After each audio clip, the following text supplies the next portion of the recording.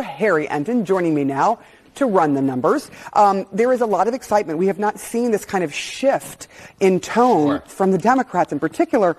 I can't remember a time where we've been through something like this. This has been the craziest month in American politics that I can possibly recall. It was less than a month ago that Joe Biden and Donald Trump were debating in the CNN debate. Less than a month. Less than a month. We had a failed assassination attempt. We had a president literally saying, no, I'm not going to run for re-election less than a month before the Democratic National Convention. But here is the thing, Sarah Seidner, for all of the excitement that Democrats have over Kamala Harris, it is going to be difficult to beat Donald Trump, and I want to give you an understanding of why. Let's take a look here just first at the favorable views of Donald Trump. We know that Donald Trump has historically been unpopular. But take a look now. After the Republican National Convention, in the ABC News Ipsos poll, he recorded his highest ever favorable rating at 40%.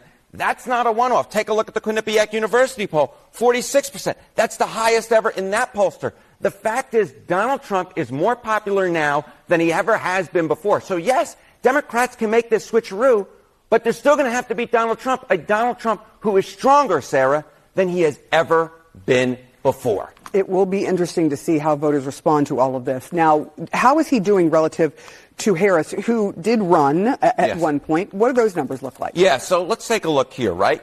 We've been focusing so much on how Harris was doing better than Biden in the polling, and that's true. If we take a look at the national average, what do we see? We see Donald Trump up by 1. That's a within-the-margin race, right? That's a close race. But remember, of course, in the national popular vote, Democrats tend to do better there than they've done in the Electoral College, at least when Donald Trump has been running for president. So last time around, when Joe Biden barely won in the Electoral College, he actually won the national popular vote by 4 points. So at this point, Donald Trump is running 5 points better. That's a 5 of some sort. 5 points better than he was 4 years ago against Joe Biden. So at this particular point, whether you look at the favorable ratings, whether you look at the horse race polling, we see that Donald Trump is doing significantly better than he was doing 4 years ago at this point. Kamala Harris is going to have to do better than this, of course, if she wants to win the popular vote, but more than that if she wants to win the Electoral College, where she'll likely have to outperform how she's done nationally, because the fact is, if you got to tie it in the national popular vote, that is probably not good enough if you're Kamala Harris and you want to win